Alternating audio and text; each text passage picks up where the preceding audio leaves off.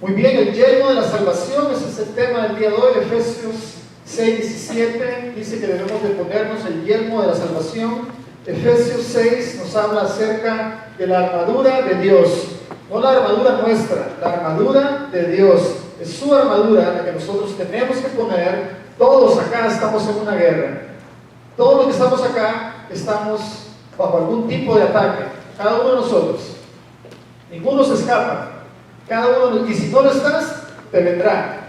Por lo tanto, debemos de estar firmes ante las acechanzas del diablo, ante las estrategias que él tiene en contra de cada uno de nosotros, ¿verdad? Por eso debemos de estar firmes. Y habiendo acabado todo, estar firmes. Y habiendo acabado todo, eso te involucra a ti y a mí. Esa es tu voluntad.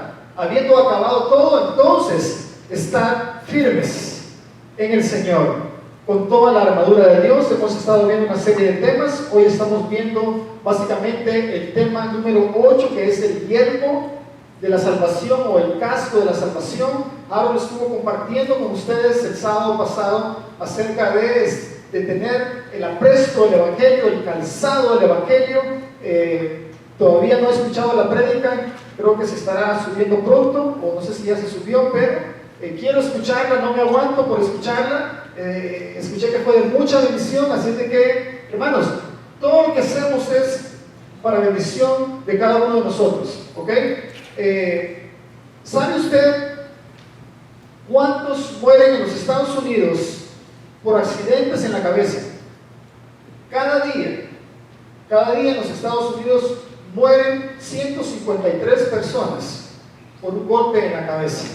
153. En Canadá, 165,000 personas en el año tienen un accidente en la cabeza. No que mueren de eso, pero en el año 165,000 personas, no yendo muy lejos, ¿eh? 165,000 personas tienen un accidente en la cabeza, un golpe en la cabeza. En Canadá, cada año, y en Estados Unidos mueren 153 cada día de un golpe en la cabeza. O sea, la cabeza es algo que hay que proteger, que hay que cuidar. La mayoría de los deportes que requieren protección de la cabeza usan un casco. Si usted va a andar en bicicleta, la ley requiere que usted tenga un casco de protección. Pero está comprobado, los estudios, y se sabe que esos países son los países de las estadísticas. Está comprobado que una persona que anda en bicicleta y se cae y anda en casco tiene muchas posibilidades de sobrevivir o de protegerse de un golpe de la cabeza. Muchos mueren, muchos tienen un accidente y otros pues resultan no quedando tan bien. Espero que los que se golpeen la cabeza queden todos bien, ¿verdad? Sanos, en el nombre de Jesús. Entonces, la importancia de, como dice la palabra en Efesios 6:17, y tomad el yelmo de la salvación. Esa es la parte que voy a ver, aunque todo el versículo dice, y la espada del Espíritu, que es la palabra de Dios. Ese es el siguiente tema el próximo sábado. Pero la primera parte dice, y tomad el yelmo de la salvación, el casco de la salvación. ¿Para qué? Para que nosotros podamos proteger nuestra cabeza. ¿Usted cree que se refiere solamente a nuestra cabeza física? Se refiere a nuestros pensamientos. Eso es lo que tú y yo tenemos que proteger. Los pensamientos. No sé cuántos de nosotros nos hemos puesto el casco de la salvación y el enemigo ha venido y nos ha dado un golpe en la cabeza. Y probablemente estemos con algún golpe en la cabeza, con alguna inflamación y no podemos pensar correctamente porque hemos recibido un golpe. Yo me he dado golpe en la cabeza. Y uno cuando se golpea la cabeza queda un poco tonto, ¿verdad?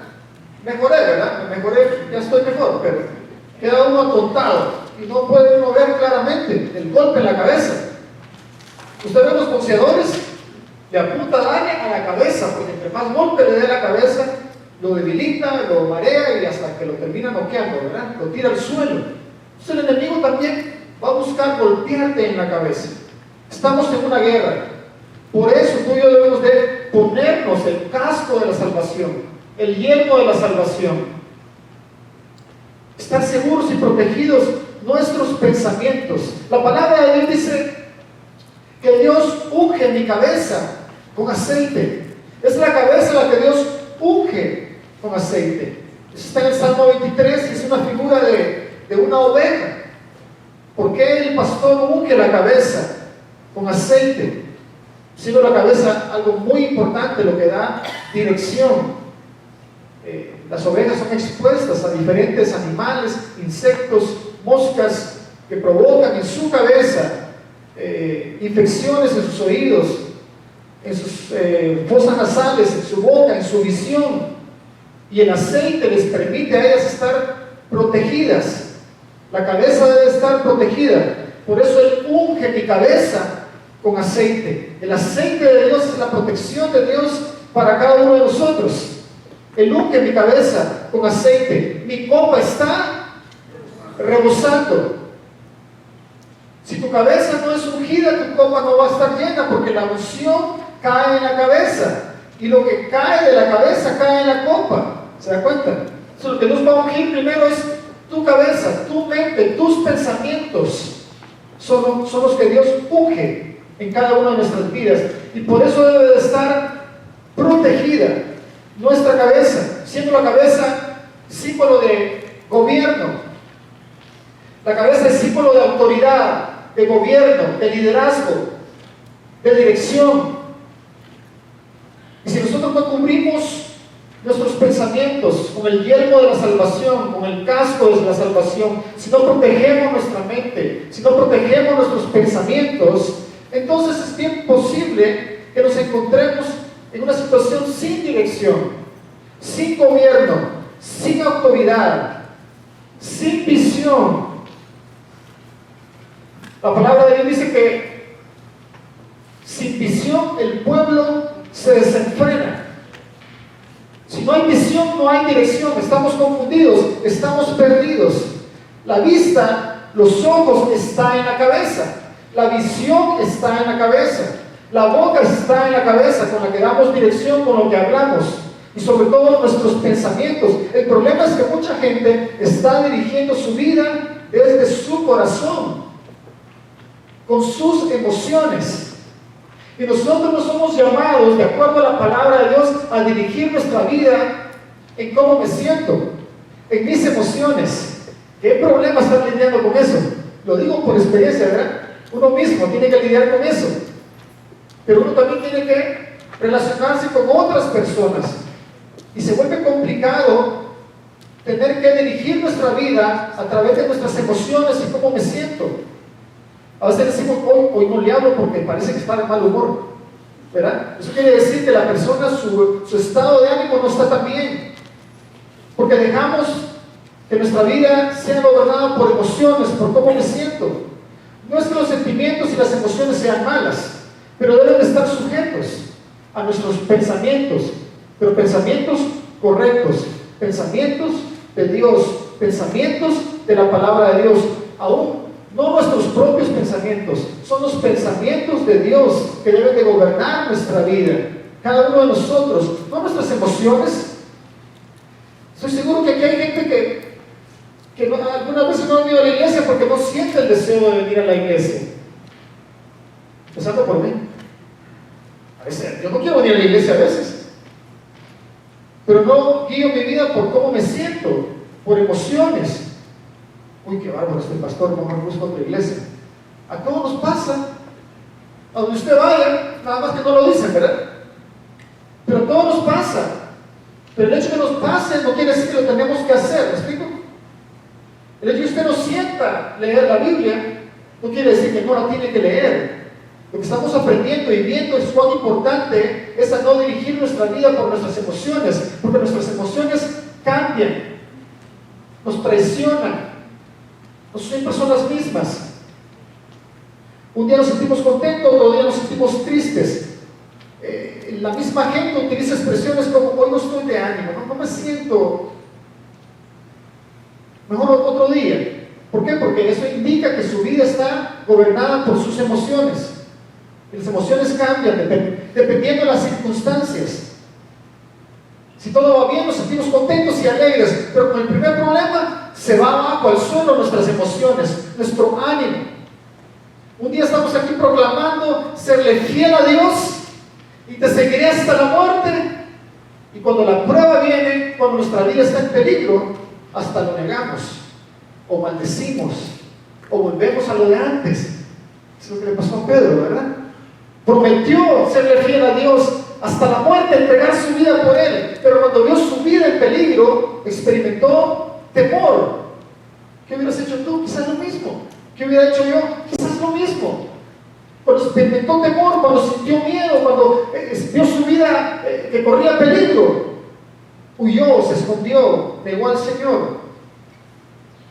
Por eso no podemos depender de nuestras emociones.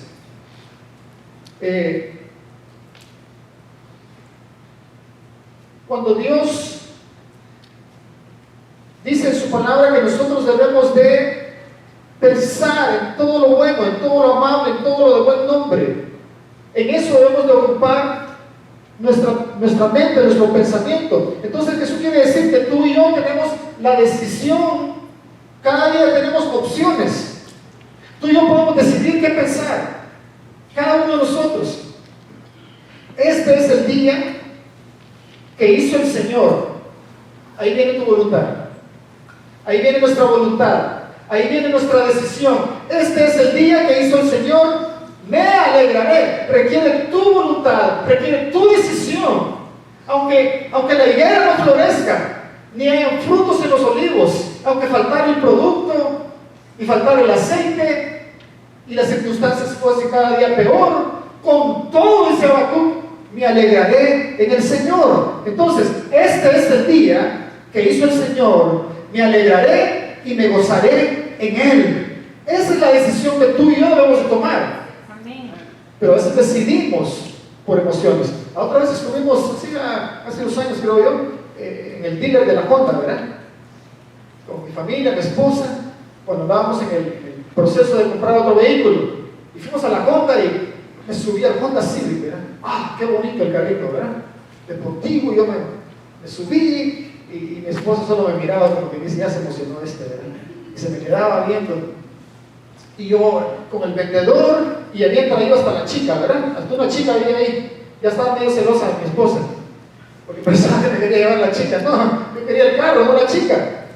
Pero ahí hasta la chica habían puesto, ¿verdad? Para moverle a uno las emociones y atraerlo, y súbete al carro y pruébalo y vete a dar una vuelta y las emociones, ¿verdad? Entonces el vendedor le va a estimular la emoción para que usted tome una decisión por su emoción, y cuando llega a su casa se arrepiente. ¿Qué hice? ¿Por qué me metí en esta deuda? ¿O por qué compré esto si no tenía el dinero? Y entonces se da cuenta, el enemigo también va a manipular tus emociones. ¿Cómo, Antonio? Fácil. Mira, Jesús convierte estas piedras en pan. ¿Qué está diciendo? Tú tienes derecho a comer. ¿Qué está diciendo? No hay nada de malo que comas después de estar 40 días en ayunas. Jesús, tú puedes hacerlo. Jesús puede convertir las piedras en pan. El diablo no le está pidiendo algo imposible, algo que Él no puede hacer. Él nunca te pedirá algo que no puedes hacer. Él te pedirá algo que sabe que puedes hacer. Para engañarte, para seducirte, para tener tu vida guiada en emociones, en sentimientos. Nosotros no vamos a Jesús diciendo, gracias diablito, qué bueno eres conmigo, tú me entiendes, porque el resto de la gente no me comprende a mí, ¿verdad? Hoy me siento por el suelo, nadie me aprecia, nadie me da las... Jesús no empezó con eso. Sí, tienes razón, tengo hambre. Él no tomó una decisión por cómo se sentía, por la necesidad, por el hambre, por su emoción. ¿Cuál fue la respuesta de Jesús? Jesús respondió desde la cabeza: escrito está, no solo de pan y agua vivirá el hombre, sino de toda palabra que sale de la boca de Dios. Él habló desde su cabeza, habló la palabra de Dios, tomó una decisión, una tentación en base a lo que conoce de Dios, no a su emoción en cómo se siente. El problema es que estamos teniendo una batalla de la mente y lo enfrentamos con nuestras emociones. Ese es el problema. Ese es mi problema. Probablemente por eso Dios te trajo hoy, para que tú entiendas la diferencia. Y quizás lo que te está deteniendo en alcanzar lo que Dios tiene para ti sean tus emociones. Porque tus emociones te están cerrando puertas. Cuando tú dices, hoy no voy a ir a la iglesia porque está nublado, me voy a quedar. Tú cierras oportunidades para tu vida, porque quién sabe que ese día que tú vas, Dios tenga algo maravilloso para ti. Pero como tú decidiste cancelarlo, te lo perdiste.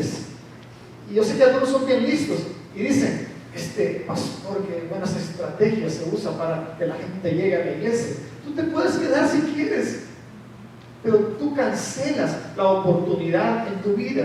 Tomás no llegó a la reunión cuando Jesús resucitó y se apareció a los discípulos. Tomás no estaba en la reunión.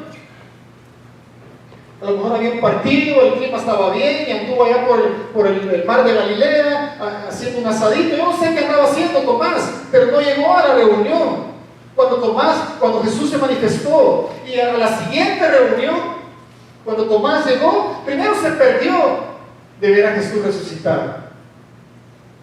Y cuando llegó a la segunda reunión le dijeron, Tomás, de la que te perdiste, ¿dónde andabas? Es que no me sentía bien, por eso no vine. Te la perdiste. ¿Y qué pasó? Jesús, se nos apareció Jesús. No me vengan con cuentos, con mentiras, con historias, a mí no. ¿Verdad? Porque andaba en su emoción, andaba probablemente triste de que su maestro, de que su líder había muerto, lo habían atrapado, había perdido esperanza. Es probable que Tomás andaba ahí con sus viejos amigos, quizás echándose unos traguitos, yo no sé. Pero cuando los problemas y las circunstancias vienen y nuestra vida es gobernada por la emoción, entonces buscamos suplir nuestra necesidad a través de cosas, experiencias, hábitos, vicios, alcohol, droga, entretenimiento y sabe aún más, con iglesia.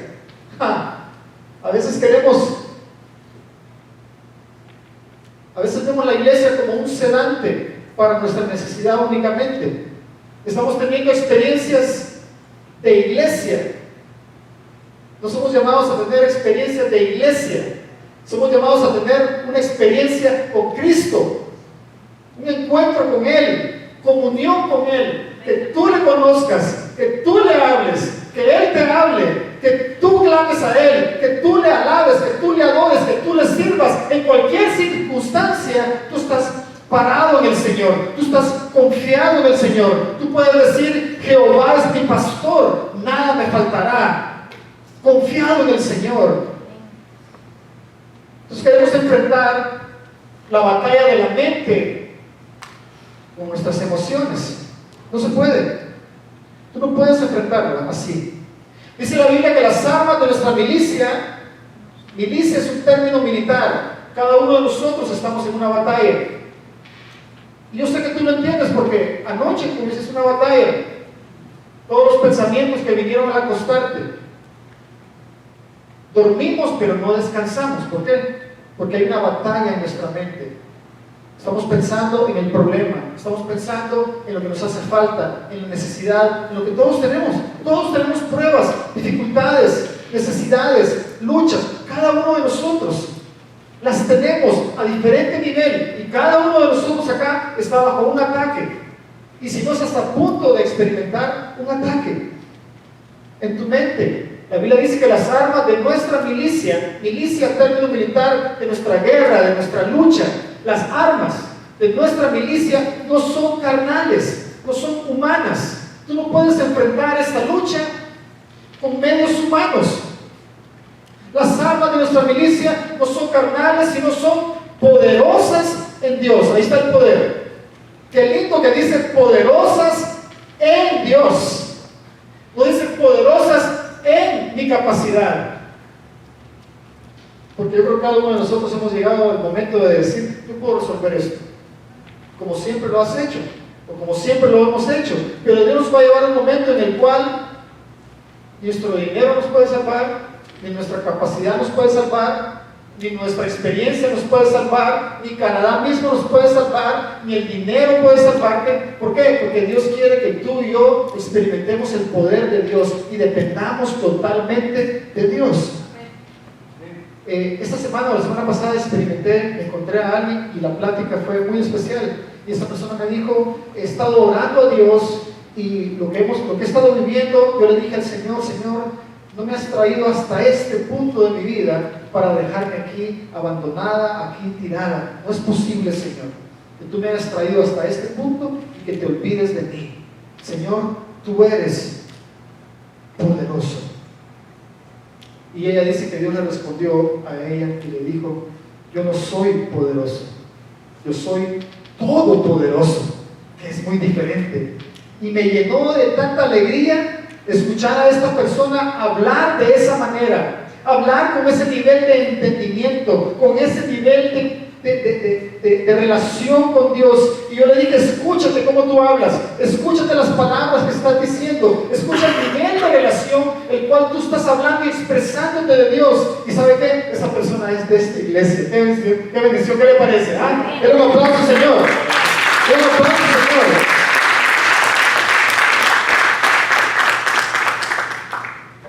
Wow, yo salí de esa plática bendecido, motivado, porque así debemos de caminar nosotros.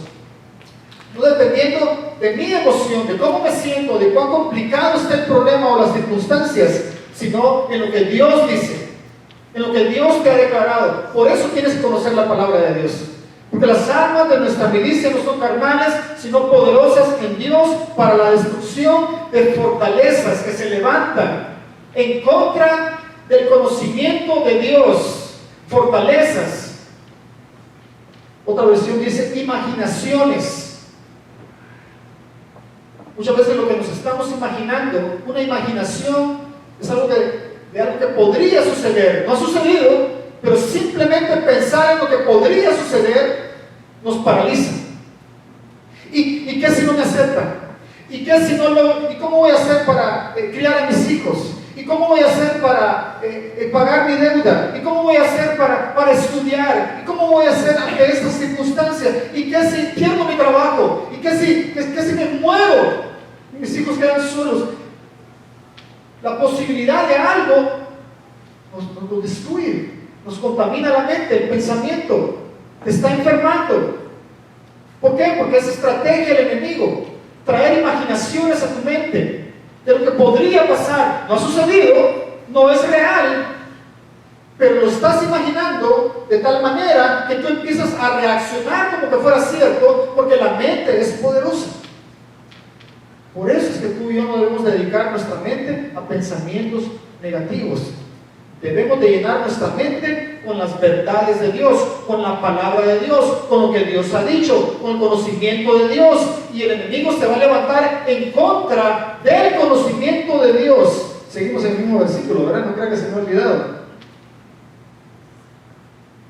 Porque las armas de nuestra milicia no son carnales, sino poderosas en Dios para la destrucción de fortalezas que se levantan en contra del conocimiento de Dios. Fortalezas. El enemigo pone células, puntos estratégicos de ataque a tu vida, y se levantan como fortalezas para que tú no puedas conocer la verdad de Dios. El enemigo es un especialista en mantenerte lejos de la verdad de Dios. Ha querido destruir la Biblia, la han querido hacer desaparecer, quemarla y todo lo que sea, pero sigue siendo el libro más vendido en todo el mundo, porque la palabra de Dios permanece para siempre, y el enemigo ha querido deshacerse de ella, pero como no ha podido, entonces como no puede destruir la palabra de Dios, te mantiene a ti lejos de la palabra de Dios. Y si tú no lees la Biblia, deseas leerla. Aquí nadie va a decir lo contrario. Todos sabemos que leer la Biblia es importante. Todos sabemos que debemos de leerla, no como obligación, pero es, ¿o acaso se le olvida comer usted? ¿Ah? ¿Cuántos no comieron hoy? ¿A cuántos se les olvidó no comer hoy? ¿Cuántos se levantaron hoy y dijeron, no siento comer, así de que voy a aguantar hambre todo el día, ¿verdad? Y vinieron a la iglesia aguantando hambre solo porque no sintieron comer. andan hambrientos, las tripas están ahí retorciendo, le duele el estómago, siente caliente, un montón de síntomas, porque no comió, no quiso comer. No, ¿verdad? A ninguno de nosotros se nos olvida comer. ¿Y por qué no comemos la palabra de Dios? Entonces, espiritualmente, al no comer la palabra de Dios, día a día, nuestra vida, estamos desnutridos espiritualmente. No hay visión, no hay entendimiento, no podemos decidir con la cabeza, con los pensamientos de Dios. Entonces nos domina nuestra emoción. Hay una historia en la Biblia donde Dios le dice a Moisés que envíe 12 espías a la tierra prometida.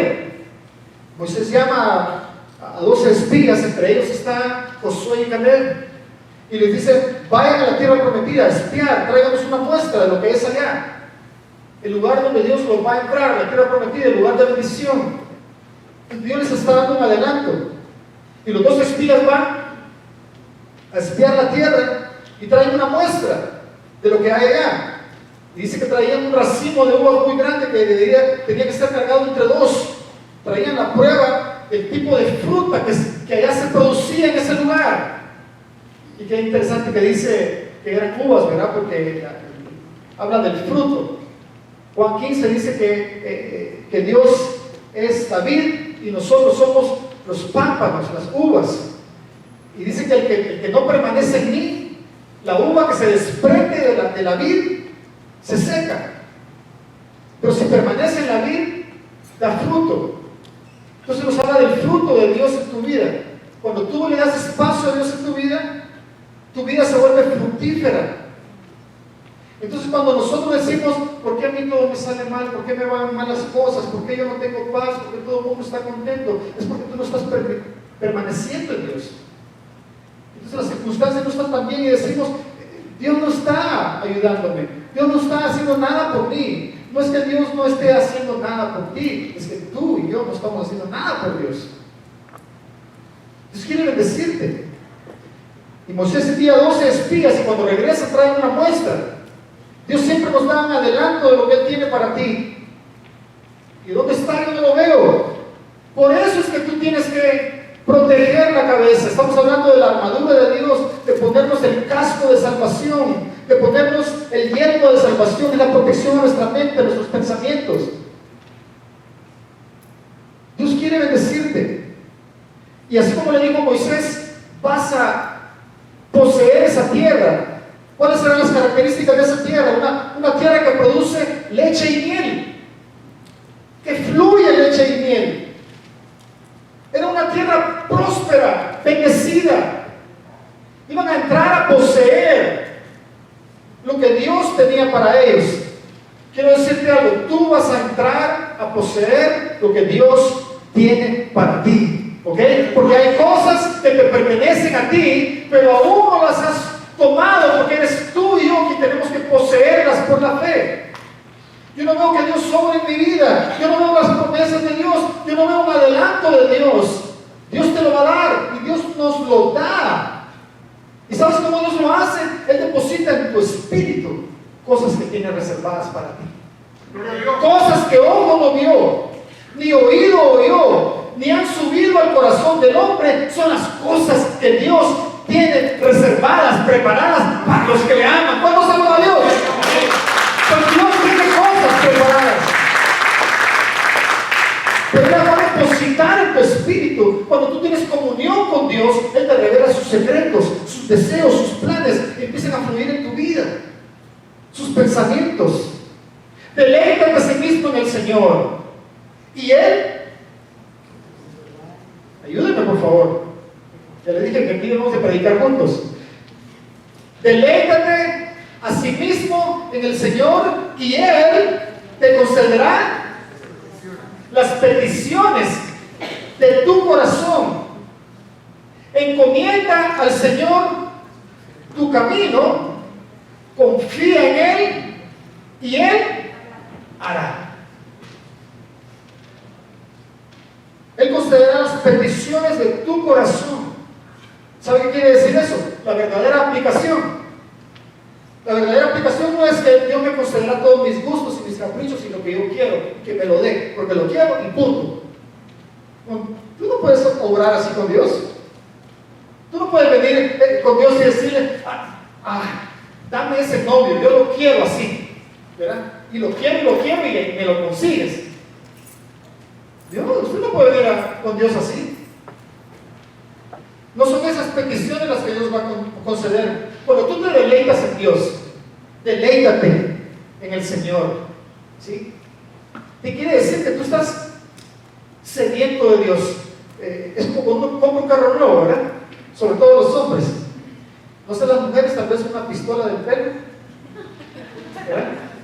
Ya he ido aprendiendo un poquito yo después de varios años de casado. Cuando se ponen una pistola de pelo, una plancha de pelo, no sé, plancha, ¿verdad? La plancha es la más famosa. Pistola, ¿verdad? Una plancha, ¿verdad? Ni sabía que existían planchas de pelo. Y entonces cuando se compra la planchita y que de cerámica y que de marca y no sé qué cosas, ¿verdad? Que ellas ven, así como nosotros con las herramientas, ¿verdad? Y entonces con su planchita, ¿verdad? Y están ahí. Pero no paran, ¿verdad? Y ahí están como su nuevo juguete, embelleciéndose, viéndose lindas. Y como después de un tiempo, como que ya, vámonos. Así mismo nosotros los hombres, ¿verdad? Con un carro nuevo. Me recuerdo mi primer carro. Mi primer carro, un Honda Accord del 97, color gris, 4 puertas, sedán. Mi primer carro. Llegué a la casa, lo estacioné, nos fuimos a acostar, ya estaba yo en la cama ahí. Mi esposa pensaba que yo estaba pensando en ella, pero yo estaba pensando en el carro. Estaba disfrutando mi carro, estaba deleitándome con el carro. El carro era todo para mí. Y no soporté, y tuve que levantarme de la cama al garage. Y abrí la puerta y me subí al carro otra vez, me senté ahí unos minutitos. No lo podía creer yo. Estaba deleitando. Lo limpiaba. Le ponía spray ahí de olor para que oliera nuevo siempre. ¿Verdad? Me estacionaba lejos donde nadie me lo rayara. En fin, a los 3 meses ya todo sucio el carro, en cualquier lugar. Le pierde uno la pasión, el sabor, ¿verdad? Tú no puedes perder eso con Dios. Pero si tú tienes eso con Dios, por eso el Señor dice, tengo algo contra ti. ¿Y qué puede tener Dios en contra de nosotros? Tengo algo contra ti, dice el Señor. ¿El qué? Que has perdido tu primer amor. ¿Se recuerda cuando uno se enamoró? Con la que tiene a la par. Algunos dirán, ni me recuerdes. ¿Usted fue su decisión? ¿Usted decidió? Cuando se enamoró, me recuerdo que yo fui a buscar a mi esposa con mi suegra. Le dije, suegra, lléveme a una floristería, ¿verdad? Y me llevó a la floristería y compré una docena de rosas. Y fuimos al college donde estudiaba mi esposa en ese tiempo. Y allá, parémonos acá afuera, le dije. Pero si está bien temprano, me dijo, vamos a tomar con un cafecito. No, aquí quedémonos, le dije. Yo no quería que se me escapara mi esposa al salir. No sea que salga temprano, dije, y no la vea. Y ahí estuve yo parado. Espéreme aquí, le dije. Mi suegra, ahí está mi suegra, ¿verdad? Reina, ¿es cierto? ¿Estoy hablando la verdad? Ahí está, ¿verdad? Usted me espera aquí, le dije yo. Y yo me voy a esperarla a ella en la puerta del college. Y yo parado con las rosas. Qué pena ni que nada. A mí qué me importaba lo que la gente dijera. Yo lo que quería era ver a mi princesa salir, verle su rostro y yo entregarle las rosas y decirle cuánto te amo. Y así fue. Ella salió y yo le di las rosas. Te amo. Porque ella era todo para mí y sigue siendo todo para mí. Sigo enamorado de ella. Apasionado. En una relación que queremos estar juntos. Cuando tú tienes eso con Dios, ¿me van entendiendo? Dios es apasionado. ¿Usted cree que Dios está ahí sentado en el trono y solo esperando que le crezca la barba? Algunos esa imagen tienen de Dios. Está sentado y la barriga le está creciendo y la barba también está... No, Dios no es un Dios aburrido, Él es un Dios apasionado, que te busca, que te persigue, que quiere estar contigo, que quiere hablar contigo, con cuerdas de amor te atraje a mí, dice el Señor. Él dice eso, tú eres la niña de mis ojos, con cuerdas de amor te atraje, con amor eterno te amé. Tú eres la perla de buen precio. Miren todo lo que nos dice. ¿Ah? ¿Cómo nos habla? El Señor te persigue, está apasionado por nosotros, y nosotros ahí desatendidos del Señor. No, deleítate en el Señor y Él concederá las peticiones de tu corazón. Quiere decir que cuando tú y yo nos deleitemos en Dios, tengamos sed por Dios, hambre por Dios, deseo de estar con Él, entonces los deseos y los pensamientos de Dios van a empezar a fluir en tu corazón. Y vas a empezar a ver lo que Dios tiene reservado para ti. Y va a depositar en tu corazón cosas que aún tú no ves, que aún no han llegado, pero en tu espíritu tú las recibes de parte de Dios y sabes que vas hacia eso. Y el enemigo quiere detenerte de eso. Los 2 espías llegaron, regresaron. 10 de ellos dieron un falso reporte en base a su emoción. Traían, sí, una muestra, uvas. ¿Saben qué dijeron? Verdaderamente dijeron, sí, es una tierra que fluye leche y miel. Sí, es cierto. Estaban conscientes de la bendición. Casi todos estamos conscientes que Dios tiene bendiciones para nosotros, pero no todas las alcanzan, ni todos las reciben. ¿Por qué? Esto dijeron, ciertamente dijeron, es una tierra que fluye leche y miel. Pero dijeron, ellos también agregaron de su corazón, de su emoción agregaron ellos y dijeron, pero es una tierra que se traga a los moradores. Es una tierra donde hay gigantes. Hemos visto ahí los gigantes de Anac, hombres fuertes de guerra, y nosotros éramos delante de ellos como grillos. Miren, complejo de grillos tenían eso. Ante los gigantes ellos se miraban una nada. No les habían dicho eso, pero ellos se miraban así. Yo te pregunto, ¿cómo te miras tú? ¿Te miras así? ¿Tienes algún complejo? El enemigo fue el que puso en el corazón de ellos, por lo que vieron con sus ojos físicos, vieron las circunstancias difíciles. Miren cómo Dios nos enseña cosas lindas a través de la naturaleza. ¿Ha visto usted cuántos patos hay aquí en la ciudad, verdad? Fíjense que el pato, en cualquiera que sea su circunstancia, el pato se adapta. Si es en agua, el pato ahí nada. Y la patita, ¿verdad? Si es en tierra, ahí va, camina sin patita. No es su ambiente, no es el lugar de las condiciones perfectas para él. Pero si es por tierra, camina. Si es en el agua, nada. Si es en el aire, vuela. Se adapta a cualquier circunstancia. Por eso nosotros debemos estar agradecidos con Dios por todo, sea cual sea la circunstancia. Usted tiene que aprender a vivir agradecido con Dios y hacer los cambios y los ajustes que tenemos que hacer. Esa tierra traga a sus moradores. Hay gigantes y nosotros parecemos grillos delante de ellos. Y vino Josué y Caleb y dijeron, no es cierto, nosotros los podemos vencer, nosotros los podemos destruir, nosotros podemos poseer lo que Dios dice que nos pertenece. Pero no creyeron. ¿Sabe qué creyó el pueblo? Creyó el mal reporte que el reporte que Dios traía. Solo Josué y Caleb le creyeron a Dios, porque no estaban guiando sus vidas por sus emociones. ¿Usted se recuerda del sacerdote Elí? El sacerdote Elí ministraba en el templo en el tiempo del profeta Samuel, pero Elí dirigía su vida por sus emociones. ¿Cómo diriges tu vida? ¿Estás tú dirigiendo tu vida por tus emociones o por la palabra de Dios? Por el escrito está, por lo que Dios dice, por lo que tú conoces de Dios. Elí estaba dirigiendo su vida desde su emoción. Desde su emoción estaba dirigiendo su casa. Desde su emoción estaba dirigiendo la iglesia, el ministerio. Y la evidencia de que él no tenía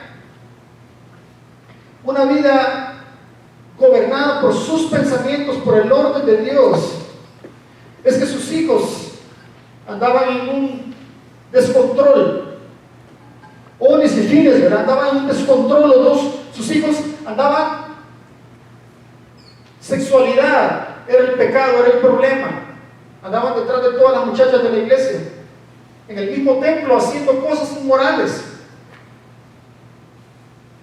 Por eso es el cuidado que debemos de tener, porque si empezamos a dejar guiar nuestra vida por nuestras emociones, nos puede llevar a condiciones catastróficas, delicadas, y aún estando en la misma casa de Dios. Por favor, no se forme la idea que los que están en la casa de Dios todos son santos. No, estamos acá porque somos necesitados de Dios, ¿sí? Pero Dios quiere sacarte de ahí, Dios quiere librarte de ahí, de cualquier circunstancia. Y entonces Elí andaba mal. La cabeza es símbolo de autoridad, de gobierno, de liderazgo. O sea que Elí no estaba ejerciendo su liderazgo, no tenía autoridad. Sus hijos andaban como locos, desenfrenados. Y en una de esas enfrentaron a los filisteos y decidieron ir a la guerra. Si andas en la pura emoción, mejor ni pelees, ¿eh? No te metas a pelear espiritualmente, a luchar, cuando andas guiado por tu emoción, porque es segura derrota. Ya le dije, no enfrente una guerra de la mente con su emoción, porque el enemigo quiere enredarte, quiere enredar tu mente, tu pensamiento, ponerla en tiniebla, en oscuridad, que no llegue luz de Dios, que no llegue luz de la palabra de Dios ahí. Quiere enredarte en pensamientos negativos, de pobreza, de destrucción, de desánimo, de desaliento, de depresión, de estrés, de cansancio, de derrota, pensamientos de derrota, pensamientos de una baja autoestima, de inseguridad, de no poder hacerlo. Él te quiere envolver y enrollarte en tu mente, manipularla y atraparla en algo de eso. Pero tú y yo debemos de decir: el Señor me librará del lazo del cazador. Salmo 23 nuevamente, ¿verdad? Él me librará del lazo del cazador. ¿Qué quiere decir eso? Quiere decir que habrá un cazador en tu vida. ¿Qué quiere decir eso? Que habrá una red en tu vida. ¿Sabe qué hace el cazador? Él me librará del lazo del cazador. Como el cazador no puede llegar hasta donde está el ave, entonces le tiene una trampa en el suelo. Y siempre el ataque del enemigo te hará descender de tu altura, te hará descender de tu potencial y te traerá abajo a través de circunstancias, incluso a través de personas, incluso a través de los más cercanos, de los mismos de tu casa. Traerá algo para hacerte descender de la altura, del nivel que Dios está llevando, de que no alcances tu potencial, o que no vivas en el ámbito, o en el ambiente, o en el nivel de bendición que Dios tiene para ti, y te traerá al suelo, y pondrá una red. Habrá una red. De hecho, la Biblia nos está diciendo que hay un cazador, que hay una red, que hay una trampa. De hecho, la Biblia nos está diciendo que caerás en la red. Claro, eso no está de moda, ¿verdad? Porque ¿quién quiere oír que va a ser atrapado en una red? ¿Ah? ¿Quién quiere oír eso? Hoy en día la gente quiere oír cómo ser próspero, cómo ser exitoso, ¿ah? Cómo hacer dinero. Eso es lo que la gente quiere oír, porque están dirigiendo su vida de su corazón, de sus propios deseos. Pedís y no recibís, dice el Señor. ¿Por qué? Porque pedís mal. Porque pedís para vuestro deleite. Ese es el problema. El Dios de hoy en día es el Dios yo. Y la Biblia dice que en los postreros tiempos, la generación, el carácter de los postreros tiempos, de la gente que vivirá en los tiempos finales, la primera de la lista de los que menciona, aproximadamente como una lista de 13 o 14. El primero dice que serán amadores de sí mismos. Amadores de sí mismos. Y ya lo estamos viendo, ¿verdad? Amadores de sí mismos.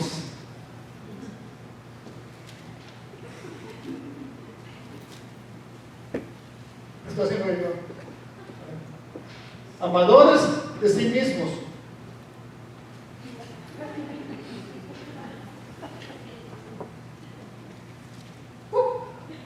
¿Cómo me veo? ¿Qué me importa? Quieren una respuesta del mundo, de alguien que ni te conoce, que ni te valora, que es tu amigo, pero no es tu amigo, que anda buscando aprobación de otros, likes. Ya les dije, ¿qué importa si te dan 1000 likes? Pero si tú mismo no te gustas, tú te tienes que gustar. Tú eres el primero en darte un like, en amarte tú, en valorarte tú, en cuidar tu mente, tus pensamientos, en administrar bien tus emociones. No estoy predicando en contra del social media, por favor no me vaya a malentender. No estoy predicando en contra. Siempre estoy hablando a usted de la importancia de que usted cuide su mente. No busque afuera la aprobación cuando ya Dios dijo, hace 6,000 años, cuando te creó y te vio, dijo, y Dios dijo, qué bueno lo que he hecho. Dios te dio el primer like. Dios te dio la primera aprobación en tu vida. Y si esa no es suficiente, ninguna va a ser suficiente para tu vida. Sigue posteando, sigue tomando fotos, sí, pero tienes que saber que tú eres hermosa delante de Dios, que tú eres bella delante de Dios, que Dios te aprobó a ti. Y así como cuando vio a su hijo, dijo, este es mi hijo amado en quien tengo complacencia. Desde el cielo una voz que dijo, I like you. Y a los varones también, por supuesto. Pobrecito ya. Fíjense que siempre decimos que la mujer es bien emotiva, ¿verdad? Y sí lo es. Y sí lo es. La mujer es más emotiva. Y no es que sea malo, es por diseño de Dios. Es frágil, es el diseño de Dios, no es malo. La mujer se inclina más a sus emociones. Los hombres no. Por eso los que expresan más alabanza y adoración a Dios, acá, aún en esta iglesia, son las mujeres. Los hombres nos quedamos con la pierna cruzada, como que Dios no ha hecho nada por nosotros. Y yo me pregunto, ¿cuánto tiempo vas a seguir con la pierna cruzada? ¿Verdad? Pensando en que tú eres muy importante, o no reconociendo que Dios no ha hecho nada por ti. Yo, no, digo yo, lo que Dios ha hecho en mi vida, a mí que me interesa lo que la gente diga. Yo le voy a dar gracias, yo le voy a alabar, yo le voy a bendecir. Si usted no lo quiere hacer, yo voy a bendecir a Dios, yo lo voy a alabar. Bendigo al Señor porque tú eres bueno. Alabar a Jehová porque Él es bueno. Alabar al Señor porque Él es bueno, porque para siempre es su misericordia. Díganlo, los escogidos del Señor. Si tienes que hacer, nos da vergüenza. ¿Por qué te da vergüenza alabar a Dios? Proclamar a Dios. No. Elías estaba guiando su vida desde su alma. Sus hijos eran un desorden. Se fueron a la guerra contra los filisteos y los filisteos los vencieron. Y se preguntaron, ¿qué pasó? La pregunta, ¿verdad? Si algo te está saliendo mal, es un buen momento para que tú y yo le digamos, Señor, ¿qué pasó? Porque tú no estás diseñado para ser derrotado. Wow, qué declaración, ¿verdad? Qué declaración. No la digo yo, no me la estoy inventando yo para sonar bonito esta noche y que usted se vaya contento. No, le estoy diciendo la verdad. Usted no tiene que experimentar derrota en su vida, porque la Biblia dice que tú y yo somos más que vencedores. Yo veo que ni lo tengo que decir. Somos más que vencedores en Cristo Jesús. Usted debe declarar esa verdad. Usted es más que vencedor en Cristo Jesús. Usted tiene la victoria. La Biblia dice que nuestro caminar, ¿cómo es? ¿Cómo es nuestro caminar? La senda del justo es como la luz de la aurora que va en aumento. ¿Cómo? En aumento. ¿Cómo? En aumento hasta que te caes de arriba, ¿verdad? Y la vida es una desgracia, ¿no? Que vas en aumento. En aumento. ¿La vida de quién? del justo. ¿Quién es el justo?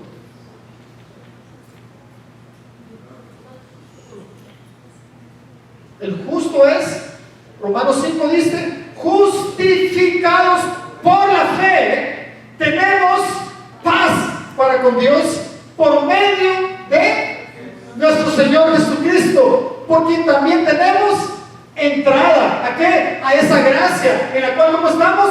Firmes. Y no solo eso, oh, hay más, Señor, que bendición. No solo eso, sino que nos gloriamos. ¿En qué? ¿En qué nos alegramos? En las tribulaciones, en las pruebas. ¿Por qué? Porque la prueba es una indicación que tú estás a punto de recibir las bendiciones de Dios. Es más, entre más grande la prueba, más grande la bendición para tu vida. Y nos gloriamos en la tribulación, sabiendo que la tribulación, ¿qué hace? ¿Qué hace la prueba? Produce, genera paciencia. ¿Qué quiere decir eso? Carácter de Dios en tu vida.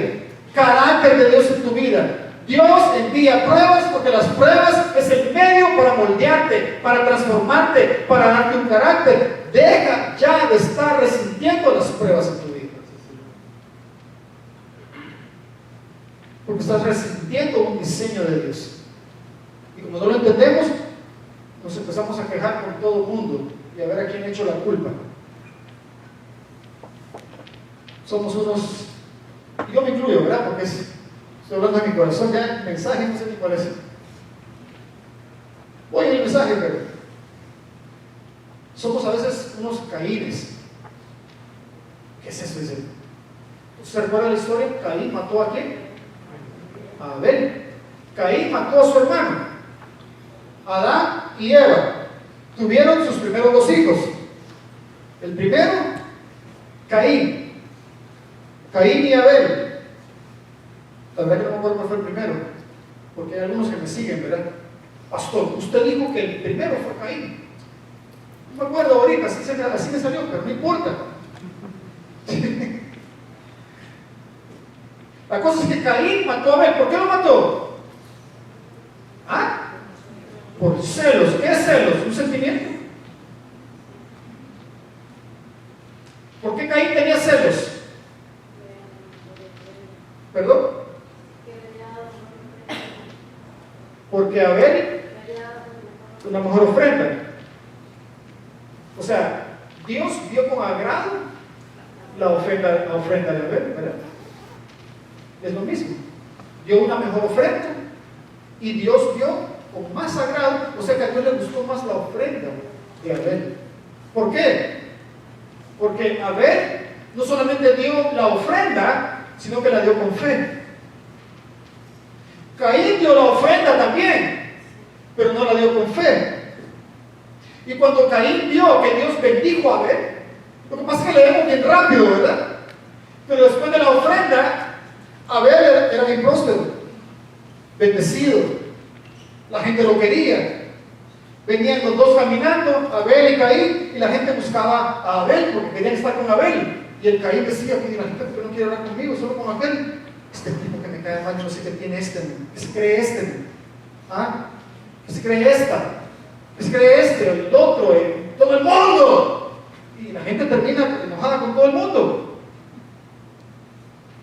Amargada, decimos, que la gente amargada. ¿Por qué? Porque tenía celo de su hermano, le caía mal su hermano, tenía celo de verlo. ¿Cuántos quieren ser bendecidos?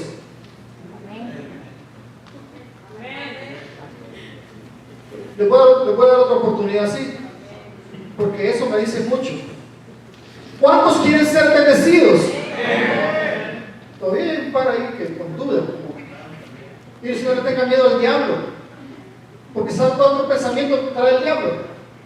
El diablo viene y dice, no estés diciendo que vas a ser bendecido, porque yo te voy a traer una prueba. Así es el enemigo, ¿verdad? Trabaja en nuestra mente. El enemigo está trabajando en nuestra mente, aquí mismo en la iglesia. Mientras yo estoy predicando, el enemigo está trabajando en su mente. Por eso usted debemos de decirle, unge mi cabeza con aceite, Señor. Necesito tu aceite en mi cabeza, Señor. Porque si la oveja no recibe el aceite en su cabeza, atrae insectos, moscas que ponen huevos en su cabeza y se forman gusanos y viene infección a sus oídos, ya no puede oír bien, a su vista ya no puede ver bien, a su boca no puede hablar bien, a su nariz no puede oler. Oler es discernimiento, hablar, dirección, ojos, visión. ¿De dónde viene todo eso? De la cabeza, de una cabeza sana. Por eso decimos, este está mal de la cabeza. ¿Qué quiere decir eso? Que no está pensando correctamente, ¿verdad? Está decidiendo todo por su emoción. Y entonces, cuando fueron a guerra con los filisteos y perdieron, preguntaron qué pasó. Y no solo eso, sino que en la batalla murieron los hijos de Elí, el sacerdote. Osni y Fines murieron. Y llegaron a darle el aviso a Elí. Y le dijeron, mataron a tus 2 hijos. ¡Ay!, dijo el sacerdote Elí. Buscó una silla por ahí, porque estaba bien gordito. O sea, se la pasaba solo comiendo en el templo y permitiendo que sus hijos en una vida de pecado, ¿verdad?, habían perdido todo el control. No había liderazgo, no había gobierno, no había autoridad. No estaba pensando con la cabeza y se sentó por ahí por la noticia.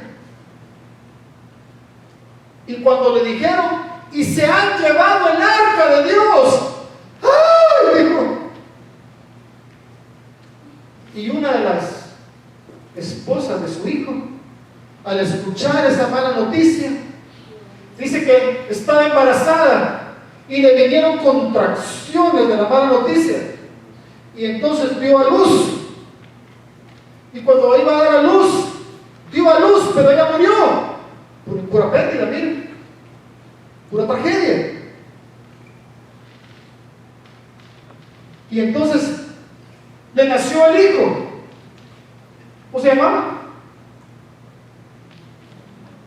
Escabor, ¿verdad? ¿Qué quiere decir? La gloria de Jehová ha sido traspasada, porque se habían llevado el arca. Y entonces cuando el sacerdote Elí escuchó que habían matado a sus hijos, pero cuando escuchó que habían robado el arca, lo más precioso que había en el templo, que representaba la presencia de Dios, dice la Biblia que Elí se fue de ¿qué? Se fue de espalda. ¿Y qué pasó? Se desnucó, se le cayó la cabeza. El poquito de cabeza que le quedaba, se le acabó. Se le acabó la autoridad, se le acabó el liderazgo. Y no hay cosa peor que ver a un hombre sin liderazgo. No hay cosa peor que ver un jefe de una casa que no tiene cabeza, que no dirige, que no hay liderazgo, que no hay autoridad, que no hay gobierno. Por eso cuidado con quién te casas, ¿eh? Cuidadito. Tiene que buscar un hombre temeroso de Dios, un hombre que tenga liderazgo, que sepa, que tenga identidad, que sepa quién es. No, hay que tomar decisiones. Tómalas tú. ¿Cómo que tómalas tú? Tú eres la cabeza. Esa es la frustración de la mujer. Cuando el hombre no toma dirección, se frustra la mujer. Porque la mujer espera que el hombre, por diseño, ¿verdad? Porque hoy en día hay mujeres que son las que mandan en la casa. Ese no es el diseño de Dios, ¿verdad? Yo sé que hay machismo, tampoco eso es de Dios, ¿eh? Eso no es de Dios. Machismo no es de Dios. Pero hay unas mujercitas que parecen hombres y que se suenan a los maridos. Cosa seria, ¿verdad? Qué bueno que Dios me libró de una de esas.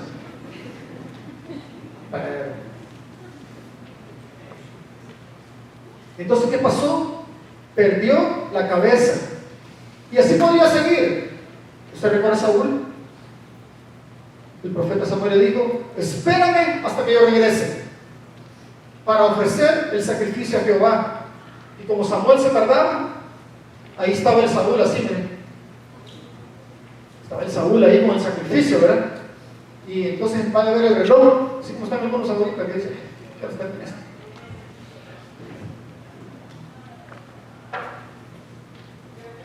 Y entonces Saúl ahí Y la gente empezó a inquietarse, y el bullicio y el ruido, y Saúl ahí va a ver, Samuel no viene, y miraba el reloj, y el sacrificio lo tenía al frente, y se acordaba que el profeta le dijo, no ofrezcas el sacrificio hasta que yo regrese.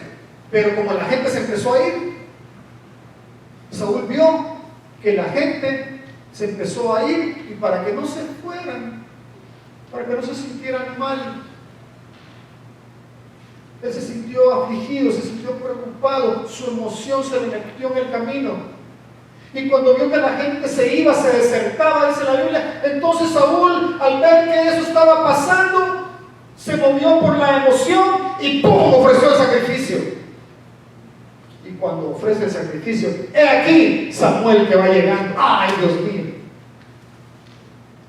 ¿No será que nos estamos adelantando a decisiones porque la emoción es más fuerte que la mente y el pensamiento claro y correcto?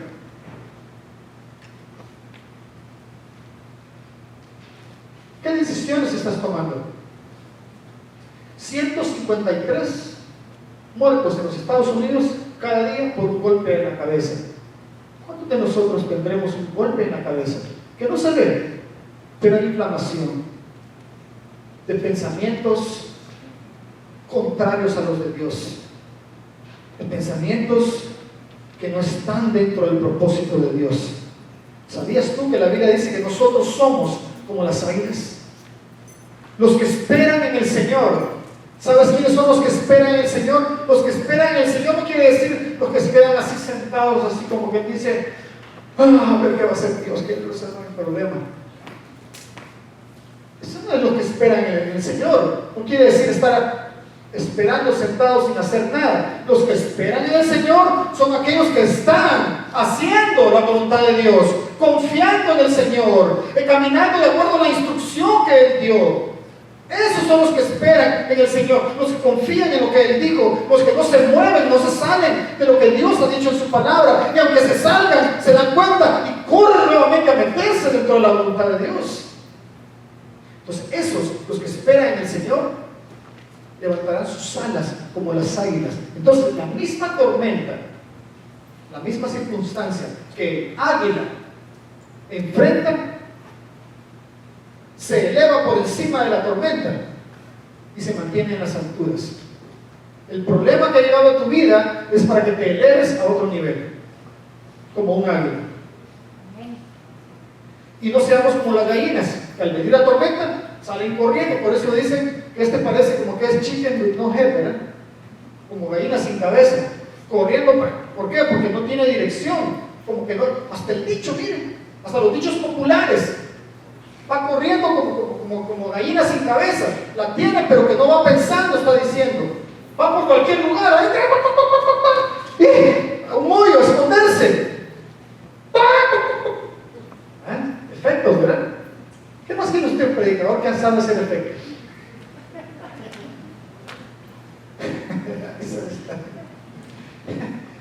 Hasta los entretengo de gratis. Como gallinas sin cabeza. No, la misma tormenta a uno lo va a meter en un hoyo y a una cueva oscura, depresión, tristeza. Algunos los tienen, pobrecito yo, pobrecito yo. Ay, qué engaño es el enemigo. Claro, no quiere decir que no vivimos momentos difíciles, ¿sí? No quiere decir que no vaya a pensar, es que Antonio no tiene compasión. No, es cierto, se viven momentos difíciles. Pero, ¿qué vas a hacer? ¿Vas a ir a esconderte en una cueva? ¿O vas a aprovechar esa oportunidad para elevarte a otro nivel? Como esta persona me dijo, ¿sabes qué me dijo Dios? Él me dijo, yo no soy solo poderoso, yo soy todopoderoso. Y eso le dio confianza y ánimo para enfrentar el reto que estaba viviendo. ¿Qué vas a hacer tú? ¿Te vas a elevar por encima o nos vamos a esconder? ¿Te vas a poner el casco de la salvación para proteger tu mente y tus pensamientos? ¿O vas a estar desprotegido y tomando decisiones desde tu corazón, desde tus emociones, desde tus sentimientos, desde cómo te sientes? La misma circunstancia que otro vive puede que te hunda o te levante, pero Dios quiere que experimentes que en el Señor, en la fe Y en la obediencia, lo que hunde a otros te eleva a ti. Por eso Dios permitió que Pedro caminara sobre el agua. ¿Eres tú, maestro? Haz que yo camine sobre el agua. Ven, le dijo Jesús, ven, camina. Y Pedro saltó de la barca. ¿Estás dispuesto a saltar de la barca? ¿O la barca representa para ti tu lugar de seguridad, de comodidad, de lo de siempre, de lo que tú conoces? ¿O te vas a atrever a lo invisible, a lo que tú no conoces aún, pero Dios te dice, camina, da el paso, salta por la fe, confía en mí? Y Pedro saltó de la barca y caminó en el agua. Lo que a otros hundiría, Pedro está por encima. ¿Se dan cuenta? Lo que Dios le quería enseñar a Pedro, que tú y yo podemos caminar. De hecho, nosotros caminamos por encima de lo que mucha gente se hunde, porque Él está con nosotros, porque Él es el que me sostiene, porque tu vara y tu callado me infunden aliento, porque tú me librarás del lazo del cazador. Caeré en la red, pero Él me librará del lazo del cazador. No habrá arma forjada que se levante contra ti y prospere. Se formará el arma y vendrá contra ti, pero no prosperará, dice el Señor, no prosperará. Por eso, Josué, ve y entra a la tierra y posee la tierra que yo te prometí. Josué dijo, si Él lo dijo, entramos y la poseemos. Y los otros 10 dijeron, no, hay gigantes, no, somos como grillos, asustados. ¿Cómo es tu vida? Ponte el casco de la salvación. Venga a saludar la alabanza.